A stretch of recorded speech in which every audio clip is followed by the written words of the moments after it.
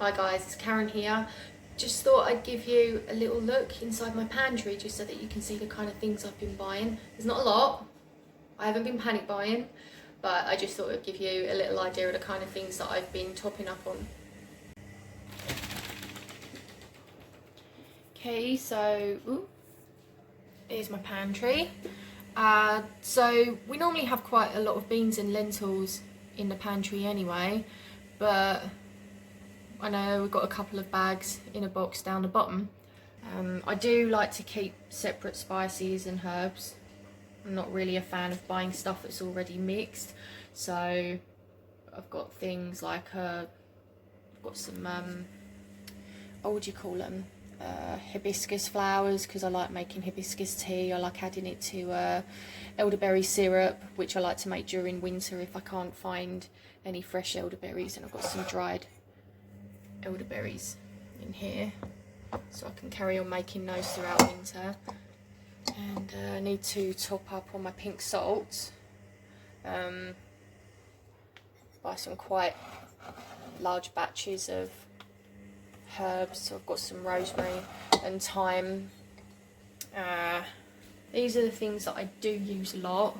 I've got lots of coconut milk.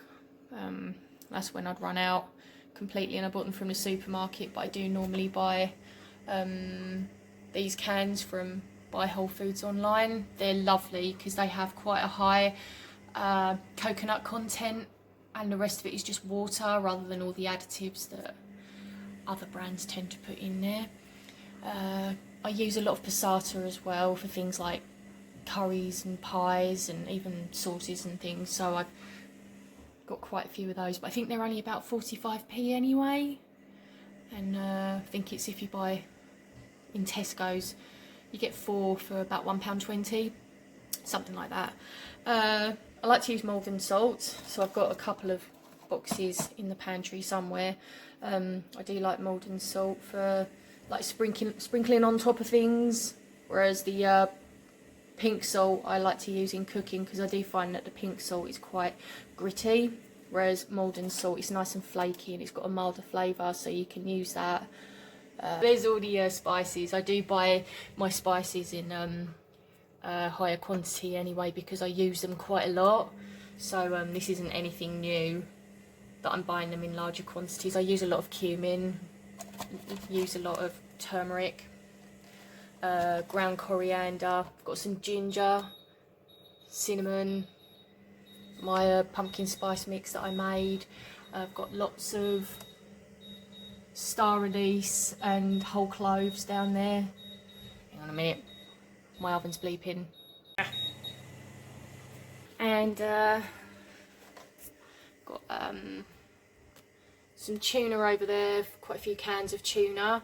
I have been getting some large bottles of water. Sorry about the lack of lighting in here, it's obviously really dark. Yeah, so there's 4 5-litre bottles of drinking water. Big bag of tea bags there. I think they're about £10 from Cherry Lane for something like I think it was 1,100 of them. I've also got powdered mash. Now I remember trying that when I was a kid and I wasn't so keen, but I've heard that it has improved over the years, so we thought, well, because we eat quite a lot of potatoes anyway, so it's always good to have some powdered mash just in case. I bought powdered milk, but I bought it skimmed by mistake, which I'm annoyed about. But yeah, I'm sure I'll be able to use that for something. There's a lot of vodka. I don't drink that. That's when friends have been over, believe it or not, I'm not lying. It's when friends have been over and they've left different quantities behind, so I heard that apparently you can use that for sanitising as well as bartering and things, so I thought, well, I'll keep them anyway just in case. UHT milk, not massively keen, but I guess it's good when you've got hardly anything else. Also these are larger bags of pasta. I don't really eat a lot of pasta.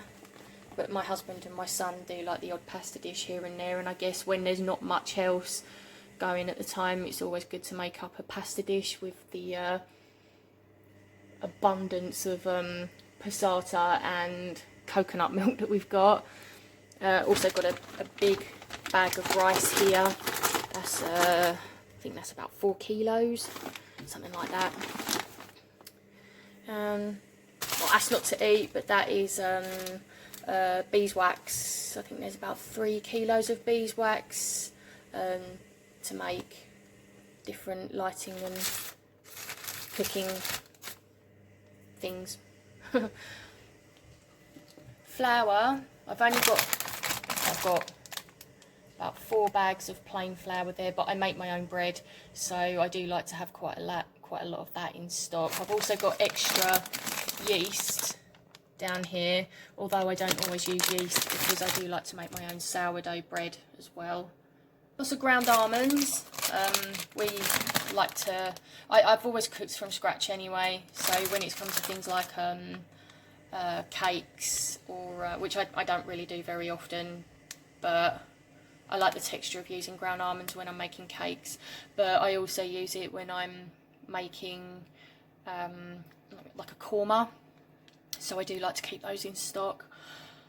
I don't really use stock cubes because I make my own stock and broth from scratch, but obviously if at any point there isn't a way of me making my own broth, especially when you do it with bones and it's anything from 4 hours of simmering upwards, 4 to 12 hours depending on what you're doing.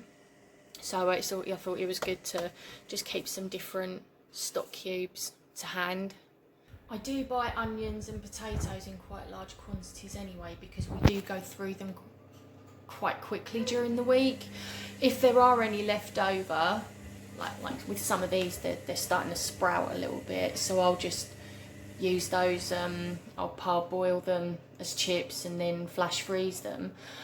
Onions, I can use those in stocks and broths and put them in the freezer in freezer bags, or I do have a dehydrator over here which I haven't used for a while, but I was thinking about maybe making some dried onion flakes to store in the pantry just in case, because we do use onions for a lot of stuff here. So, and there's my sourdough starter bubbling away nicely.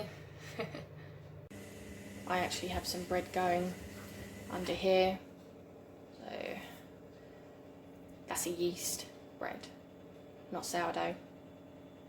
But yeah, so that's what I've got so far, and I'll see you again soon. Take care. Bye.